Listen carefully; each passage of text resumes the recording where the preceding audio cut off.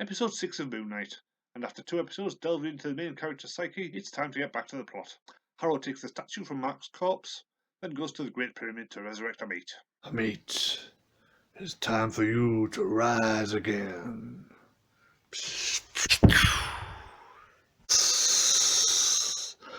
Who has awakened me from my slumbers? It is I, your faithful servant, Arthur Harrow. Call me Art. Your scales do not balance. That. Well, see, I've done some bad things, killed a few hundred people, but I thought if I served you from now on, that might balance things out. That is not how it works.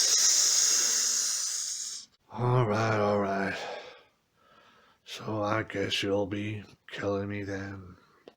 No, I've had worse avatars than that. The James Cameron movie, for example. Oh yeah, and you know they started making sequels to that? Oh no, maybe I should sleep for another 2,000 years. Meanwhile, Mark is in Egyptian heaven, which is an endless cornfield. But the place is probably full of rats, so he goes back for Stephen. Stephen, man, you're not looking so good.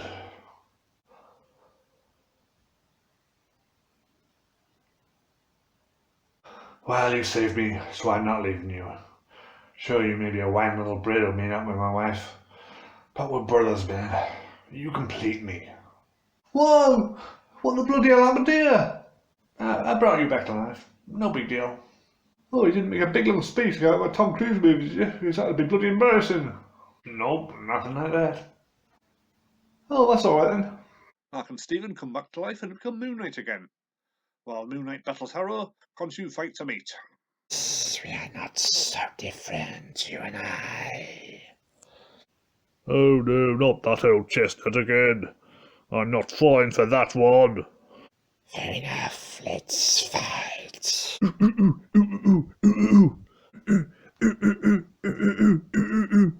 So you've come back from the dead. Who do you think you are, Quantum Leap? Let's finish this. Yeah, let's get the bastard.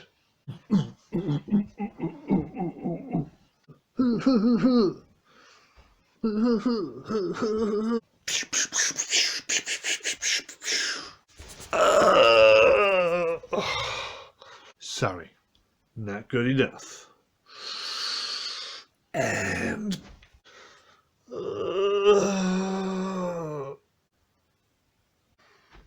well, that was easy. You must finish him. If you don't, Amit will kill millions of people. Well, probably, eventually, but as long as I don't have to kill anyone, I'm fine with that. So it's a happy ending all round. Stephen goes back to his own life, having made up with Mark, and Harrow is in a secure facility. But in a shocking mid-credits twist, somebody breaks him out. Well, thanks for getting me out of there, but who are you? Yo soy Jake Lockley, amigo. So there weren't a huge amount of surprises in that episode. Everything turned out pretty much as I expected. See my episode 5 video for proof. The only thing I didn't predict was Layla becoming the Hippo Knight, which was a pleasant surprise. Obviously, I didn't cover it in my summary because it would be transphobic of me to dress up as a woman.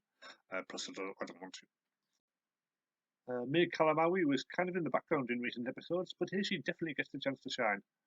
She kicks ass in the action scenes and proves she can do comedy in the scenes where she's possessed by Tamaret. If she ends up getting her own spin-off, I will certainly look forward to it. As to the rest, it did feel a bit rushed, cramming a great deal of plot into very little time. Harrow's defeat is particularly unsatisfying, cutting away at the crucial moment when it would be a lot better to actually see the end of the fight. And there's no word on what happens with Layla. Does she keep her powers? What's her relationship with Mark like now? And how about her relationship with Stephen?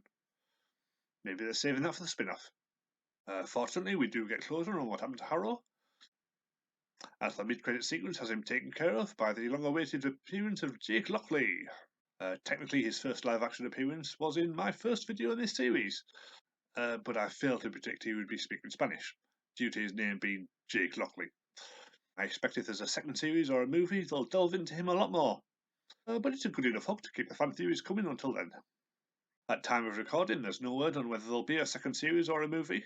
Oscar Isaac is one of the busiest actors in Hollywood, so it could be a few years before he gets a gap in his schedule where he can do more. But even if this is all we get, it's definitely been worth it. It's the first MCU Disney Plus show that's told its own story instead of just spinning off characters from the movies. And the emphasis on character development has elevated it to another level entirely. With fine acting work all round, especially from Oscar Isaac in 3 very different roles, and some fine cinematography which made it look more like a movie than a TV show. We're only halfway through the year, but it's got to be a contender for one of the best shows of 2022.